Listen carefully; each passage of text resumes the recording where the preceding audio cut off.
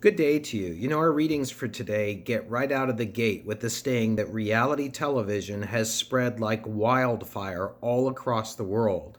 And I really hope you get a chance to dig into this chapter. As long and as detailed as it is, this is really fascinating. It's fascinating how reality television is not just big in the United States and Canada and England and Europe, like you may already know, with shows like Big Brother and Survivor, but also this kind of television, reality television, has spread throughout the world, even to countries that are considered to be more conservative in allowing shows like these shows and the kinds of values that they may bring into those countries, even in countries like Saudi Arabia, where a reality television only lasted for 1 week, but nonetheless existed, and China and South Africa. So I hope you get a chance to really dig into this book and stay with it. It is, after all, what you're expected to do for yourself in an upper division college course is to continue to take advantage of the resources and the recommended readings that you have to educate yourself and to challenge yourself. So I hope that you're able to go through this chapter and really delve into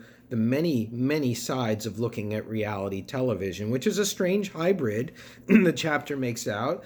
Originally, reality television was made because it was much cheaper to produce than other television that's produced in a studio. You don't have to hire really famous actors for a start. You can bring on regular people. But it's also become mixed with documentary style storytelling. It's become mixed with film noirs. It's become mixed with genres. It's a whole bunch of things talked about in this chapter. And also, what it is, reality television, is it's customizable. You can take it to another country, and it can be modified, right? Like Pop Idol. Pop Idol is a kind of reality television show, and it features people who are trying to become famous. That show was originally Pop Idol in the United Kingdom, and then when the U.S. purchased it, or the Fox network purchased it, they wanted to customize it to make it national, right? Nationalism and the nationalism behind reality television is a theme that's talked about quite a bit in this chapter, and here's a good example of it. We decided in the United States to call Pop Idol American Idol. It's not just about being a great singer, it's about being an idol in America and what that means, what kinds of values that person has to embody who is selected. So reality television is customizable. Interesting argument that the author makes, I'm not sure if I agree, that reality television can be traced to Nazi Germany. Because in the Nazi Germany era of the 1930s, the Nazi Party produced a reality show that was called Warning. And it was all about starting to focus on dangers or threats from without to within Germany. So it was reality television, yes, it was showing real people, but it was also starting to construct a narrative of fear. And so we can say that exists today. Whether we can trace it to Nazi Germany and those films that were being put out, that's for you to decide.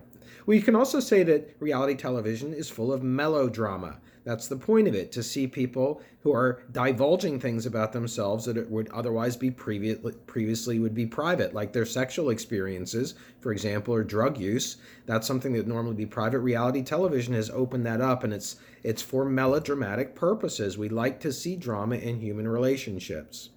Reality television at a more political level, a more political economy level, a more global studies level, which is what this course is all about. Let's not forget it as that theoretical undergirding. Reality television is a neoliberal deregulatory idea. Liberal in that the government is not in the business of producing. It is produced by corporations. That's what neoliberalism is about. And that it's deregulatory. There's no kind of control on the programs and whether they are degrading the morals of society. I mean, there are some natural inhibitions like obscenity rules that advertisers put on, but there's no sort of central control of the plot structure. And furthermore, the neoliberal ideas of individual responsibility are emphasized, and also private possessions. Private possessions is a neoliberal idea. We have private properties in the Poconos. You can go to a lake in the Poconos and you can't get to it because somebody owns the land that goes right up to it and they put a fence there. So we prize that over the lake being available to the general public as a quick example of how private possessions don't always necessarily mean the benefit of everybody. And so these are neoliberal ideas that are embraced by reality television program because of the plot structure. Also, we can say that what makes reality television different is that it starts to elevate certain storylines beyond what the average person is experiencing in real life. And one of those storylines is medical miracles. Reality television is full of people who have been cured. There were a lot of shows that had to do with cosmetic surgery that were popular for a while. People have been cured of the nose that they have had to live with their whole life that is oversized, and that people have been cured of more serious ailments like cancer and other kinds of ailments that are otherwise in real life very, very difficult and challenging, and often not possible to get over, and those are presented as solvable in the context of reality television. Also, reality television, we're starting now to critique some of the problems of reality television. Reality television also tends to portray children of working class people as getting into generational debt. And it's a little bit tricky, this argument that's being made in this chapter to derive back to reality television. But basically the argument goes is that the people who are living in reality television are not really living a real life. Anybody on an MTV reality program staying in a beach house in Florida is not living a real life. The Kardashians are not living the average person's real life on reality television. Jersey Shore is not the average real life of people. Big Brother is not the average real life. And so people who are watching these programs are becoming inculcated. It's a fancy word for saying brainwashed into the idea of living a leisure lifestyle, which is not possible, which then leads them to pursue kind of education that is not going to yield that kind of lifestyle, no matter how strong of a degree they have from whatever university. And so they end up with generational debt. And the people on the programs also have debt, so that's being normalized. It's a complicated argument. And the authors extend this further into the university. I think it's important to point out that universities today have shifted to grants and commodification. They've shifted away from students and content in some degrees because the funding has gone down from the state of Pennsylvania. So universities have to raise more money today, and they have to cut costs. ESU is no exception. We have a $2 million deficit projected for next year. And so the president has explicitly said we need to improve the revenue line, and she needs to do that. We need to find revenue enhancements is the term that's being used. So user fees, for example, or ESU memorabilia for sale, for example, or the rental of dorm space to outside camps and conferences. These are things that are happening at universities, and what they're doing is they are valorizing, to use a term in the chapter, valorizing grants and commodification over publication of research. And this also leads universities to cutting costs in other areas as well, bringing in adjunct professors instead of full continuing tenure track professors with research backgrounds and demonstrated commitment to excellence. Instead of bringing those professors in, adjunct professors are being hired more by universities because they don't have to pay as much and because they often can avoid providing medical benefits for them. So this gets a little bit away, this chapter, from the central focus during this section, but it is making the larger point, which is that when you use global studies to study comparative media systems like we're doing in this class, we have to look at the more complex relationships between media and society. Now, one of the most important programs reality-wise across the nation is Big Brother. You can find that almost anywhere you go. And Big Brother is a good example of a program to take a look at and how it differs in other countries, because what the authors are trying to do is decenter European and North American optics on reality TV texts. Now, that's a very, very complicated sentence, but they want to decenter European and North American optics on reality TV texts. What's that saying is, if you come from North America or if you come from Europe, you are in a research tradition that teaches you to interpret reality television texts or content in a particular ideological framework, and it is not looking at reality television from different ideological frameworks from other parts of the world. And that's what the authors are trying to do. So it takes a little trip around the world looking at Big Brother in various countries and how Big Brother is different. For example, Big Brother in Africa had a post-apartheid ideology to it. It's still reinforcing some of the problems that have not gone away in desegregation of South Africa, where you had white people and black people living separate with purportedly equal rights, but no, they didn't have equal rights. Apartheidism was separatism, and you can still find Big Brother in Africa, and Africa is reinforcing some of those still open wounds.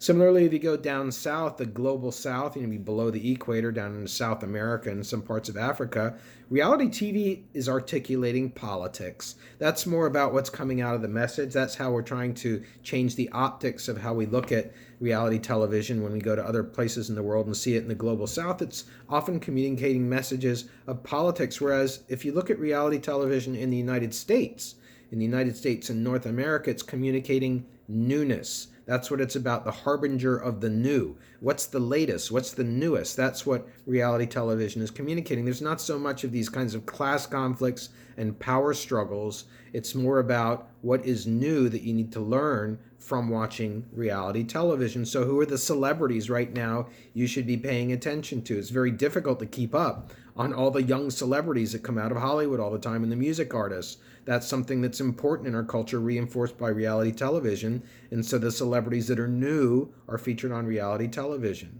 Also, what is new is confessional behavior. Yeah, the idea of people confessing on camera in these monologues where the camera goes to the side and records what they're thinking. You don't see the interviewer. They're just talking. They're on an island. They're talking. They just lost in a dance contest. They're talking. They're revealing stuff about themselves. They're confessing what they thought about their contestants. They're confessing behaviors that they got up to last night. They're opening up what would previously be considered private behavior. It's opening up a confessional society. It's a new feature of our way of our behaving, and it's being promoted by reality television. Reality television also suffers to some extent from the digital divide that exists out there. It's still difficult for many of you probably to believe that people don't have access to the internet in other parts of the world, but it's true. And those who do have access, they don't necessarily have the luxury of big or fast internet, broadband internet like we have here at ESU. You log on to ESU Wi-Fi.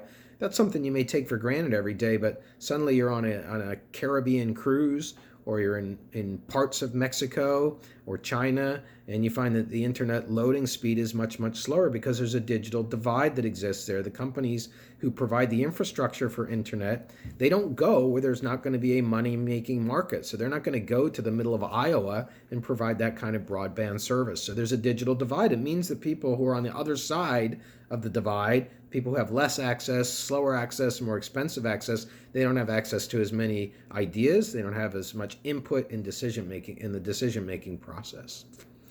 Also, in the Arab world, reality television can be read as surveillance media. It's read as surveillance media because it's always, by the U.S., surveying the Arab world for danger. We just had this happen 2 days ago, and the Syrian terrorist was killed. The ISIS leader was killed by U.S. forces. It's under security, and that whole episode is being played out. They even released a photograph of the dog that chased him down. This is the security society that we're living in, and let's not forget it exists right here in our own country. There is a case to be made that if you're Muslim or if you're an Arab in the United States, you are living in a surveyed society, and it can feel like being in a police state.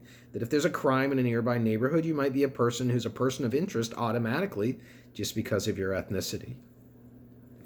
Reality television has had some unintended effects in the Arab world. We're taking a look at Syria right now. Syria and the nation of Syria does not allow reality television. But in Lebanon, a more liberal Arab country, there was a reality television show where Syrians were evicted from the show. And that brings up a very, very bad history because the Middle East is fraught with ethnic evictions, including Jewish people, though in this case that's not a factor, but it certainly cuts to a wound that is already there. We can also say that ideology is a big factor in reality television shows, and it's particularly ideologies that embody progressive social values. Let's not say that reality television is bad in all respects, that there are social values that are embodied across many reality television shows, no matter where they're airing in the country. For example, gender equality is something that is championed by reality television. Most reality television shows make sure to have on those shows an equal proportion of men versus women, and also sexuality, equality of sexuality. is also promoted by reality television. Often, reality television will have in its script that it must have a gay person on the show, and increasingly a transgendered person on the show. So we can find examples of social justice, if you want to look at it that way, that are promoted across reality television shows today. But nevertheless, performances on reality television are staged. Let's not forget that. The people that you see who are interviewed in these monologues, the people who are acting out their contests and Survivor, Big Brother, and all the other shows, they are coached. They're coached into conflict. They're coached into talking about the romantic conflicts that they're having with other people, especially on shows like The Bachelor. They're coached to really, really play that up. And that's happening in the monologue. Now, over in China, reality television is used as a propagandistic arm of the state. There was a reality television show that followed the 65th anniversary of the Red Army's Long March. That's when the communists ascended to power, and it was a long march to do that. China's the fourth biggest country in the world. And that being promoted on the show was a way of reinforcing propaganda about the Chinese government's proper course under a communist dictatorship or a communist authoritarian rule, where there's no competing political party that can run for office. And that's not to say that the American reality television doesn't propagandize either. I mean, you have all kinds of consumption values that are promoted in reality television. They even have product placement, people drinking Cokes, for example, or holding an iPhone. These are advertisers paying to have their products in reality television. It's reinforcing that we should be consuming. Nobody thinks about, when they throw the iPhone out, about how many bad components are in it that are just flat out, just absolutely toxic to the earth, starting with the battery, right? Nobody thinks about that. It's all about, no, I need to have the next iPhone. That's the most important thing. And so, yeah, propaganda exists in reality television across all states. Now, interesting, back to the Arab world, for certain subjects like illicit sex, sex that's not between two people, they had to have a Latin American female come on their reality television to play that person, because an Arab person would not be accepted as the person seeking illicit sex by Arab society, but they're able to approach the subject nonetheless. Let's just remind ourselves that for the youth today, reality television is just not real. The people who are living in reality television are not living a real life, and that's something that grades against youth and their experiences, their own experiences of reality, and it degrades their mental states, their mental well-being, much in the same way that social media does. Some people claim that reality television, the authors included, is just another form of cultural imperialism. It's another way of invading a country. I mean, when you have Survivor and you're going to stay on the Fiji Islands to run a show, it's kind of like, well, you're doing that because you can, because you're a big Western country and you have a lot of money as part of your production company. You can hire actors and pay for plane flights and get luxury hotels, and you can put people up and then shoot them on a beach because you can. And when you're in there in that country, you're bringing all your values about the excesses of capitalism. That's what some people say that reality television is doing. It's cultural imperialism. It's neo-colonialism. It's a new form of spreading the influence of the United States and Western values to other parts of the world in an unfair way. Because people have their guard down when they're watching reality television. It's entertainment, and they're not realizing they're being invaded by cultural values. So there are some thoughts to think about as you move forward with your RSC posts. I'm hoping that you really make it through the book. And once again, we're in this phase of that class where I'm really looking for you to up your game in terms of demonstrating that you're doing the reading. You're doing the reading from beginning to end. You're absorbing that reading. You're synthesizing that reading. You're infusing that reading into your posts, as I hope you do for today's RSC posts. Have a great day.